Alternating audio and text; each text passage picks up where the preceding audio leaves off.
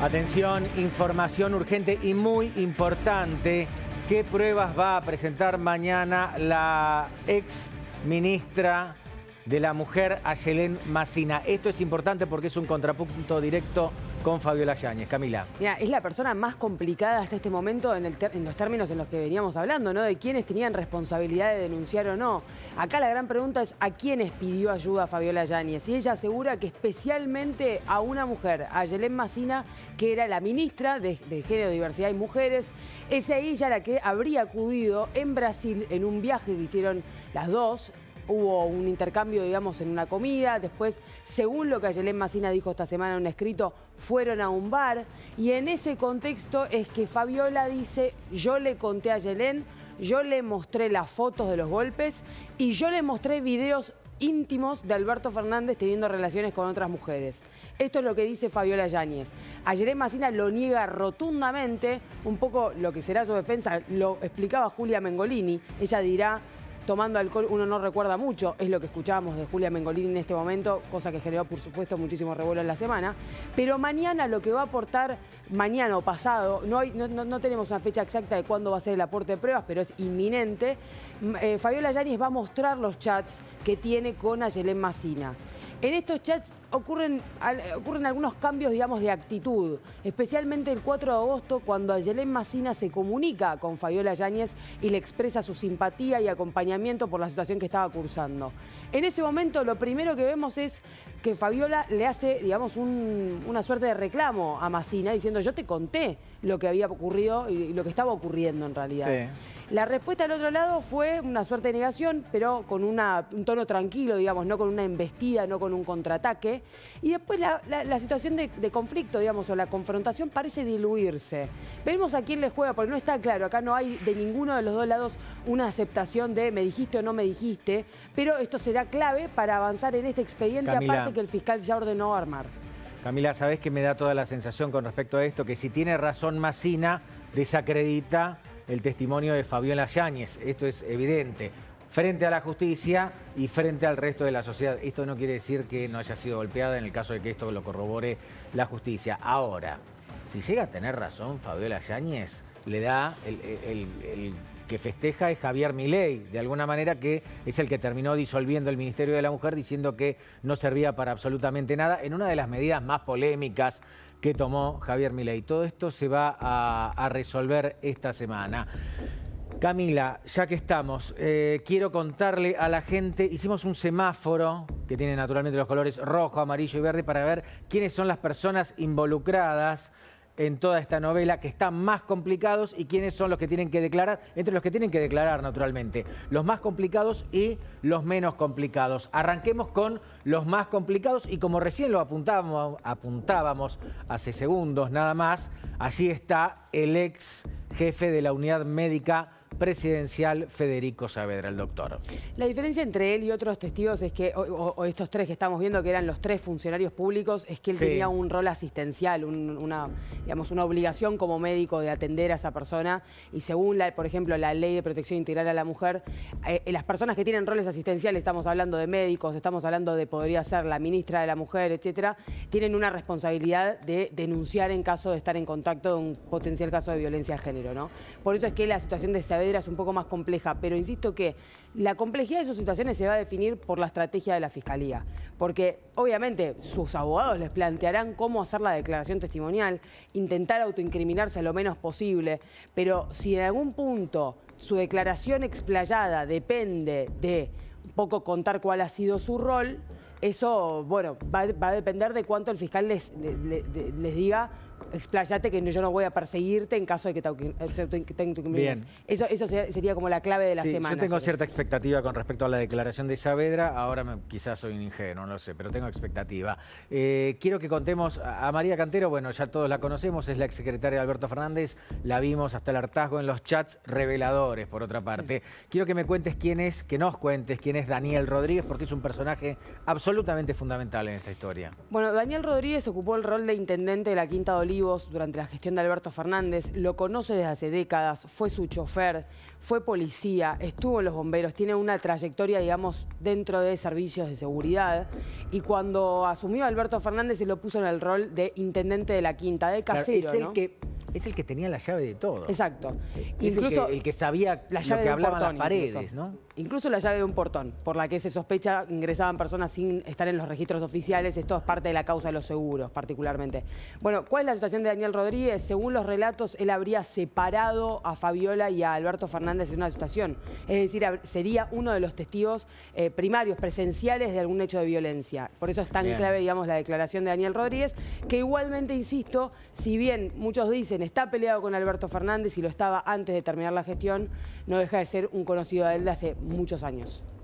Bien, muchísimas gracias, Camila. Enseguida completamos el resto del semáforo, naturalmente, pero quiero contarles a quienes se han sumado a esta mesa. Después de las 11 tenemos acá a la izquierda, a mi izquierda, al abogado penalista Fernando Herrera. También está Kevin Grunbaum. ¿Lo dije bien, Kevin? Sí. Que hizo un estudio muy interesante con respecto a la comunicación política y todo lo que pasó en esta semana alrededor de este conflicto. Y al psicólogo Pablo Melicchio. Arranco con el abogado penalista Fernando Herrera. ¿Existe la posibilidad, entiendo que te llevo al terreno de la hipótesis, pero existe la posibilidad de que surjan nuevas personas damnificadas por Alberto Fernández al estilo de lo que pasó con Fabiola Yáñez? ¿O puede ser que se trate de un caso en particular? No. Justamente creo que por ahí pasa la hipótesis fiscal. Y les voy a comentar algo que creo que es más que razonable. Mañana va a ser un día muy importante porque se van a presentar testigos en Comodoro Pi. Pregunto, ¿en Comodoro Pi? Yo lo pongo absolutamente en dudas. ¿Por qué? Hay una cuestión que está investigando la hipótesis fiscal, que es la actuación criminal delictiva sistemática en el contexto de violencia de género por Alberto Fernández. Esto se refiere que el año 2016 hasta el 2021. Y bien preguntabas y te referías a distintos hechos también que pueden llegar a surgir. Esta cuestión sistemática son hechos de violencia muchas veces indeterminados. En muchas ocasiones pueden ser por violencia física o por amenazas, pero hay algo que se analiza dentro de lo que es el contexto y la perspectiva, que es la violencia de género en todo el contexto. Esta actuación sistemática, que es la hipótesis fiscal, determina que se trata de un delito continuado permanente. Los delitos continuos y permanentes justamente tienen un inicio y tienen un final en el transcurso del tiempo. El planteo que hace Alberto Fernández, en este caso, para sacarle la causa a Comodoro Pi, mitad de la Cámara Federal de Casación Penal opina como Alberto Fernández. ¿Qué significa esto? Y ténganlo en claro, porque todavía no se expidió en cuanto a la competencia la Cámara Federal, sino hay un rechazo de recusación efectuado por el juez Ercolini que lleva la causa. Esto después va al Tribunal de Alzada. Les explico, los delitos continuados se discute dos fallos de la Corte que tiene dividida la Cámara de Casación Penal, que es si se tiene en cuenta la competencia y la aplicación de la ley al momento que se terminan y culminan los hechos por los cuales está imputado, esto sería en el 2021, o se tiene en cuenta como principio constitucional que se va a aplicar la ley y la competencia en el inicio de la actividad delictiva que hablamos en el año 2016. La Corte está muy dividida en los fallos. Por ejemplo, la Cámara Federal te toca la Sala Cuarta porque Alberto Fernández recurre a casación y la Sala Cuarta manda la causa a San Isidro. ¿Por qué? Pero expliquémosle a la gente en qué lo beneficia a Alberto Fernández que la causa vaya a San Isidro. Lo explico políticamente. Alberto Fernández lo que más quiere es sacarse de encima a Julián Ercolini, al juez. ¿Por qué? Porque esto es político, no es jurídico. Por el viaje al lago escondido. Que tiene. Él lo conoce desde hace mucho tiempo. Bueno, Hernán Capiero lo puede explicar muy bien. Lo conoce hace mucho tiempo. Compartieron cátedra de Esteban Rí en la Facultad de Derecho. Eran amigos. En algún momento hubo un quiebre e incluso un quiebre en un discurso público de Alberto Fernández, entonces, en donde dice que Julián Ercolini era un juez indigno. Y termina de romperse esa relación en esa cadena nacional que da, hablando del lago escondido, en donde estaba implicado Ercolini. Desde ese momento, la causa seguros cae en el juzgado de él, en el juzgado de Ercolini. Él intentó la recusación que fue rechazada 2 veces. Ahora, la estrategia en la causa seguros, que en la ruleta rusa de Comodoro Pi volvió a caer en el juzgado de Ercolini, es decir, bueno, por competencia que vaya a San Isidro, en vez de plantear la recusación. Recordad que en San Isidro también hay una probation. una suspensión del proceso apurado que celebró Alberto Fernández con Fabiola Yáñez en el hecho... Ya pasó por ahí. El hecho ya pasó por ahí. Es decir, una probation, estamos hablando quizás la alternativa beneficiosa más importante para el imputado por la causa de la fiesta de Comodoro Pi. Naturalmente, nada te saca. Quiero decirles que ya está Hernán Capielo con nosotros. Ayer sábado por la noche iba a hacer cualquier otra cosa divertida y me quedé leyendo una nota de Hernán Capielo que realmente me cautivó. Y ahora en segundo... Es verdad, te mandó un mensaje, ¿sabes? Sí, ya lo podemos ver. Vamos, es verdad, es verdad, es verdad. No digas nada, no sea cosa que nos arruine la idea, pero realmente información cautivante. Decía, Alberto Fernández le puede ir mejor no creo, pero mal o muy mal en la justicia, sí, en términos de imagen pública, creo que ya está realmente liquidado el expresidente, y sobre eso le quiero preguntar a Kevin Grunbaum, así se dice, que es especialista en comunicación, ¿no? En comunicación política. Kevin, ¿de qué estamos hablando los argentinos con respecto al escándalo entre Alberto Fernández y Fabiola Yáñez y la denuncia, naturalmente, de la ex primera dama? Bueno, lo interesante respecto del escándalo de Alberto Fernández es la dimensión que toma y el volumen que toma. Nosotros analizamos todas las conversaciones digitales en la Argentina, hacemos un análisis de grandes volúmenes de datos, analizamos millones de menciones para poder ver desde arriba cómo se da toda la conversación sobre Alberto Fernández.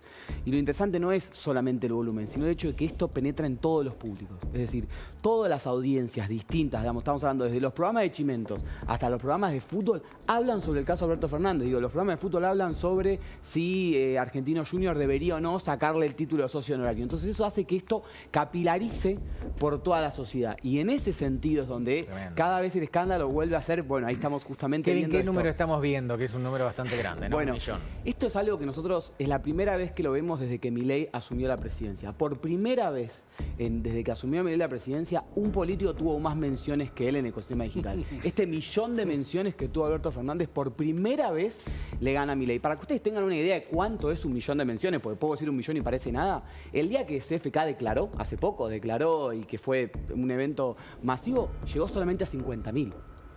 Entendamos eso, la diferencia entre 50.000 y 1 millón es muchísimo. Entonces, esto para nosotros es algo fundamental para entender la penetración del caso de Alberto Fernández en todas las comunidades y por qué verdaderamente podemos estar hablando de un escándalo.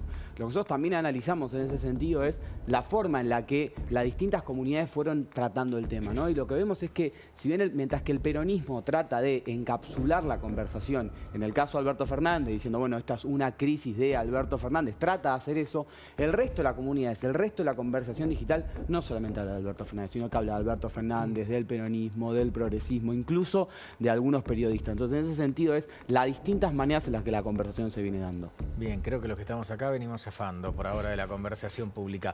Le quiero preguntar al psicólogo Pablo Melicchio por qué es lo que hace, o qué podemos suponer que hace que una persona como Fabiola Yáñez no se saque a Alberto Fernández de encima a tiempo, si es que ocurrió efectivamente lo que ella está denunciando. ¿Qué hay detrás de todo esto, Pablo?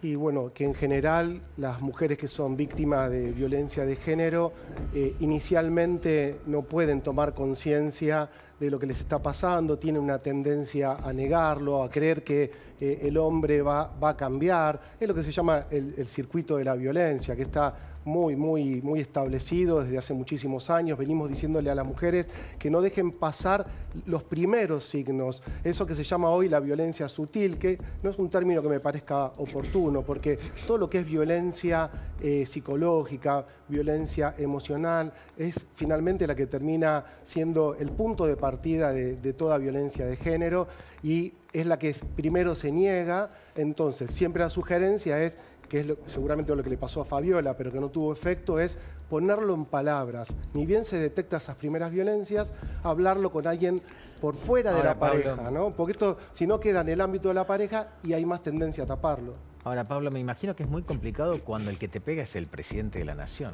Claro, en general... Sí. ¿Dónde vas a buscar cobijo? Claro, cuando hablamos de violencia de género, hablamos también de una cuestión asimétrica, ¿no? De una violencia que ejerce a partir del patriarcado y el machismo el hombre sobre la mujer.